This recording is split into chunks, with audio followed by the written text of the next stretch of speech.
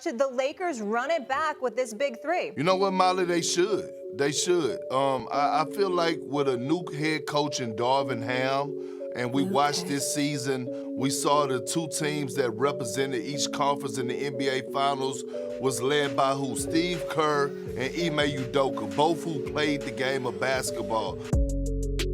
Last season, we all saw the destruction of the Los Angeles Lakers in front of our own eyes, and it made sense at the beginning that this would happen. With a team of older players where the average age was around 33 years old, to having Russell Westbrook, who didn't look like he was going to fit into the system, and having Anthony Davis, who when he's healthy is easily a top 3 big man in the NBA. But the unfortunate reality about him is that he's always seeming to getting injured, and well, everything I just listed happened last season. Everything we said could go wrong last year went exactly wrong. And you would think learning from your mistakes would be what the Lakers would do, and they would try to move on with Russell Westbrook and maybe try to form either another big three or straight up just blow up the whole entire thing. Well, reports came out yesterday that the Lakers' big three of Russell Westbrook, LeBron James, and Anthony Davis reportedly had a meeting saying they were going to run it back. And no matter how this goes, I don't think this ends well for Russell Westbrook or the Lakers as a whole, if I'm being quite honest. With training camp about to start and with the summer league just ending, it seems like the season isn't even that far away when the NBA Finals was like a month ago. So the Lakers' time to do something is slowly dwindling down, especially because August 4th, LeBron James is gonna have to make a decision whether he wants to stay here or not. So in this video, let's answer the question, are the Lakers destined to fail next season, or am I taking this way out of proportion? Before we get into that, today's video is brought to you by Manscaped.com, so let's hear a quick word from them. Today's video is brought to you by Manscaped.com, the #1 brand for men's grooming and hygiene products. One of the most important things when it comes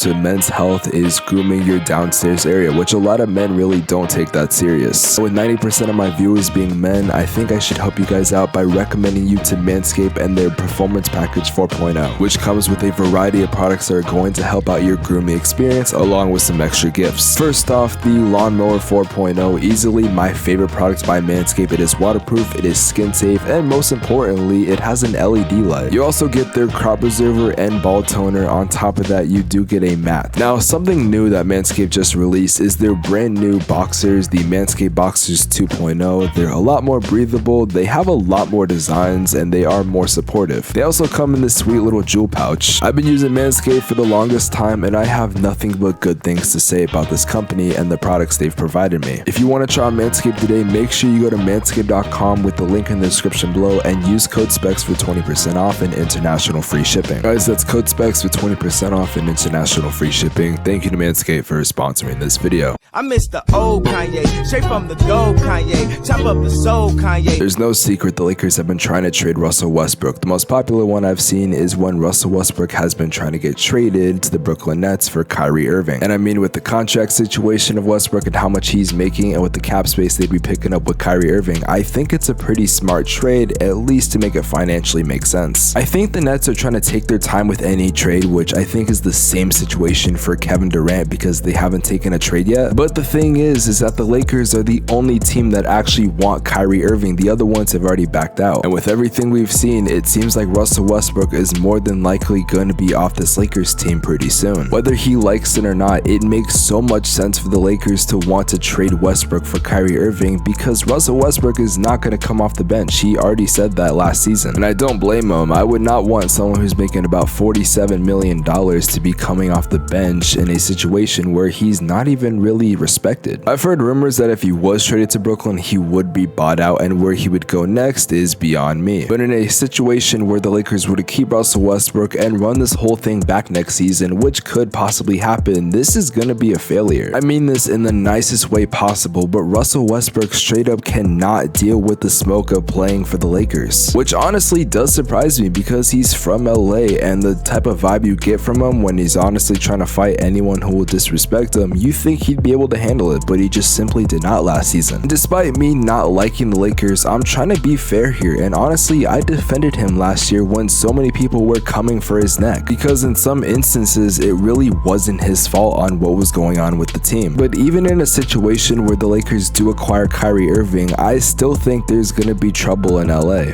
I miss the old Kanye, straight from the gold Kanye, chop up the soul Kanye. On paper, if the Lakers were able to get rid of Russell Westbrook and instead bring in Kyrie Irving, Irving, it seems like a really good move. However, there's a reason I said on paper, because the fact of the matter is that you can't trust Kyrie Irving to play. Kyrie's an amazing player, and I'm not taking that away from him. However, there have been so many instances where he just doesn't play for his team because of unknown reasons. When Kyrie Irving is playing, he's an amazing point guard, but unfortunately, we haven't seen that much in the past couple years because he's played little to no games. However, maybe there's some light in this situation, because with Kyrie Irving going to the Lakers, it seems like he wants to be here, so maybe he will actually play a lot more games than he did for his other teams. Kyrie Irving in this ideal offense would probably be the primary ball handler. I know LeBron James was a ball handler last year, but I think he's going to take a little bit of a backseat. It's not like LeBron is going to slow down when it comes to scoring and other things of that nature. I still expect LeBron to be good despite being the old age of 47. However, another one of the reasons I'm not confident in the Lakers is yet their third best player, who would probably still stay the third best player if they got Kyrie. I miss the old Kanye, straight from the gold Kanye, chop up the soul Kanye. Like I said in the intro, if Anthony Davis is healthy and playing, then he's easily a top 3 big man in the NBA, and in some aspects, I'd say he could be the best player on this team. But like Kyrie Irving and his availability, it's on paper and it's not guaranteed. I'm gonna be short on this topic because I think it's something that we all know. I'm kind of just beating a dead horse. But seriously, if Anthony Davis can stay healthy, I don't see a problem with the Lakers, even if they do have a situation where they keep Russell Westbrook, or if they have Kyrie but he's doing dumb shit. Now, for all the Laker fans, or NBA fans I guess in general watching this, I want you guys to circle the date August 4th. That's going to be a very important date for Laker basketball, and maybe even Suns fans and Nets fans. LeBron is eligible for a 2-year $91 million